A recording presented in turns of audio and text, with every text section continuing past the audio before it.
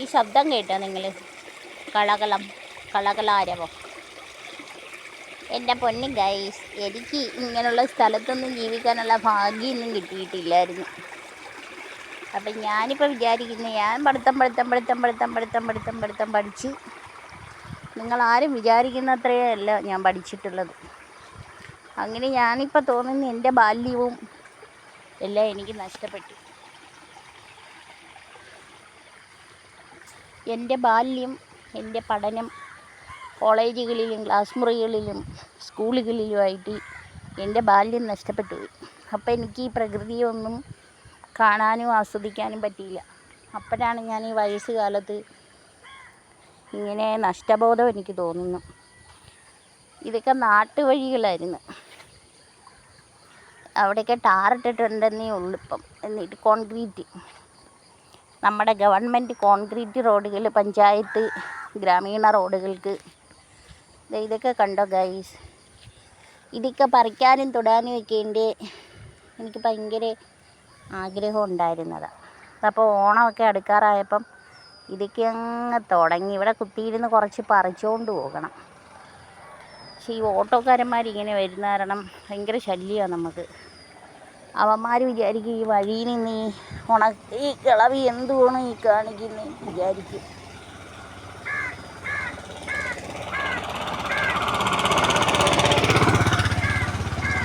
പക്ഷേ ഞാനിങ്ങനെ നടക്കുമ്പോൾ ഇവിടെയുള്ള ആൾക്കാർ പറയും, ഇത്രയും വിദ്യാഭ്യാസം ചെയ്ത ഒരു പെണ്ണിതോ ഇങ്ങനെ പൂക്കളും കിളികളെയും ഒക്കെ ഫോട്ടോ എടുത്തുകൊണ്ട് നടക്കുന്നു, ജോലിക്ക് പോകുന്നില്ലെന്ന്.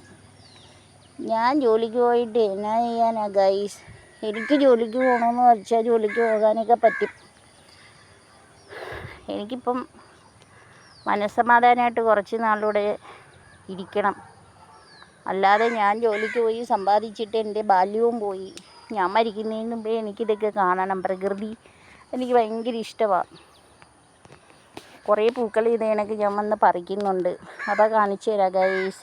രാവിലെ നടക്കാനിറങ്ങിയതാണ്. ഇതൊക്കെ കണ്ടും ആസ്വദിച്ചുമൊക്കെ വളർന്നവർക്കൊന്നും ഇതൊക്കെ എന്തൊരു പൊട്ടത്തരമാണ് ഞാൻ ഈ കാണിക്കുന്നതെന്ന് തോന്നുന്നുണ്ടാവും.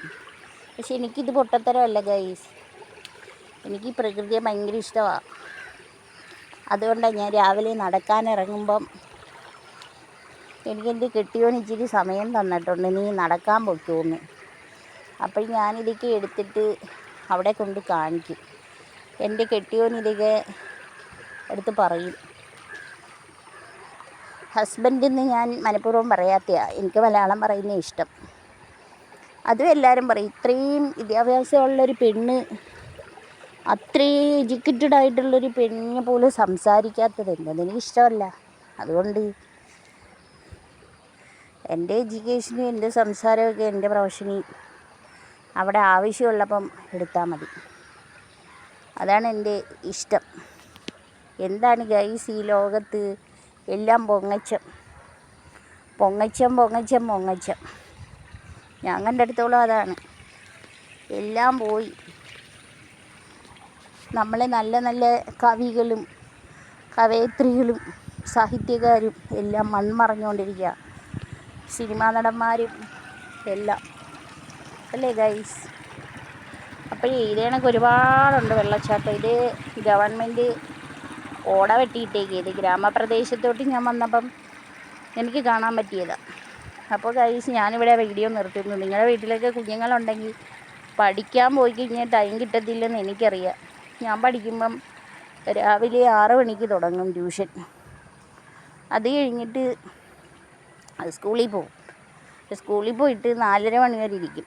അത് കഴിഞ്ഞിട്ട് വീണ്ടും ട്യൂഷൻ. അത് കഴിഞ്ഞ് വീട്ടിൽ വന്നിട്ട് പഠിക്കണം. പഠിച്ചിട്ട് ബോധമില്ലാതായിരിക്കും 8 മണിക്കോ 9 മണിക്കോ അങ്ങനെ കിടന്നുറങ്ങുന്നത്. പരീക്ഷയാണെങ്കിൽ ഉറക്കവും പോയി. പിന്നെയും 4 മണിയാകുമ്പോൾ എണീക്കണം പഠിക്കാൻ. പരീക്ഷയ്ക്ക് തോറ്റു പോകത്തില്ലേ? എന്നിട്ട് എന്ത് നേടിയെന്നുള്ളത് എനിക്കറിയത്തില്ല. കുറേ വിദ്യാഭ്യാസം നേടി. പക്ഷേ ഞാനിപ്പം ആ സമയങ്ങളൊക്കെ വിദ്യാഭ്യാസം വേണം. വിദ്യാഭ്യാസത്തെ എപ്പോഴും ഞാൻ പ്രോത്സാഹിപ്പിക്കുക, എല്ലാവരും പഠിക്കണം. പക്ഷേ ഇതൊക്കെ ഒന്ന് ആസ്വദിക്കാൻ പോലും പറ്റാതെ പോയല്ലോ എന്നുള്ളതാണ്. പുറത്തോട്ടിറങ്ങാൻ സമ്മതിക്കത്തില്ല. പിന്നെ എങ്ങനെയാണ് ഇത് ആസ്വദിക്കുന്നത്, ഇത് കാണുന്നത്? ഇപ്പോഴും ഓടിക്കും ഇങ്ങനെ കാണാൻ ചെയ്യുന്ന കണ്ട എൻ്റെ മാതാപിതാക്കൾ. ഇവർക്ക് എന്താണ് കുഴപ്പം? ലക്ഷങ്ങൾ ചിലവാക്കി ഞാൻ പഠിപ്പിച്ചിട്ട് ഇവൾ നടക്കുന്നുണ്ടില്ലേ ഗൈസ്? ഇപ്പോഴെങ്കിലും നടക്കണം. ഇപ്പോഴെങ്കിലും നടന്നില്ലേ ഇനി എനിക്ക് നഷ്ടപ്പെടും ഇതൊക്കെ. അപ്പം എന്നെ ഇഷ്ടമല്ല ആർക്കും ഇപ്പം, എൻ്റെ വീട്ടിലുള്ളവർക്ക്. ജോലിക്ക് പോകാതെ അവൾ വീട്ടിൽ ഇരുന്നിട്ട് വീഡിയോ എടുക്കുന്നെന്ന്. എന്നെ അതൊന്നും ബാധിക്കത്തില്ല ഗൈസ്. എൻ്റെ ഇഷ്ടം ഞാൻ ഇതെല്ലാം ഇഷ്ടപ്പെട്ടുള്ളൂ, ഈ പ്രകൃതിയൊക്കെ. അതുകൊണ്ടാണ്, അല്ലാതെ എനിക്കെന്നതാണ് നഷ്ടം? എനിക്ക് ജീവിക്കാനൊക്കെ പറ്റും ഗൈസ്. ഇനി ഞാൻ എക്സിക്യൂട്ടീവ് കസേരയിൽ പോയി എക്സിക്യൂട്ടീവ് കുപ്പായം ഇട്ടുകൊണ്ട് എനിക്ക് പറയാൻ പറ്റും, അല്ലാതെ എൻ്റെ ജോലി കളഞ്ഞിട്ടൊന്നുമില്ലേ. കുറച്ചൊരു ഗ്യാപ്പ് അതെനിക്ക് അത്യാവശ്യമെന്ന് തോന്നി ഗൈസ്. അതാണ്. ഇനി നിങ്ങൾക്ക് മനോഹരമായൊരു കാഴ്ചയൂടെ കാണിച്ചിട്ട് ഞാനത് വീഡിയോ വൈൻഡപ്പ് ചെയ്യുന്നതാണ് കേട്ടോ. ഇത് നോക്കിക്കേ ഗൈസ്, ഇതെങ്ങാണ് എൻ്റെ മദർ കണ്ടാൽ പറയും കാട്ടിലും കൈയിലും കൈയിട്ടേക്കുന്ന പാമ്പ് വന്ന് കടിച്ചു കൊല്ലാനായിട്ടെന്ന്. പാമ്പ് ഓടിയങ്ങ് പോവും ഗൈസ് അല്ലേ?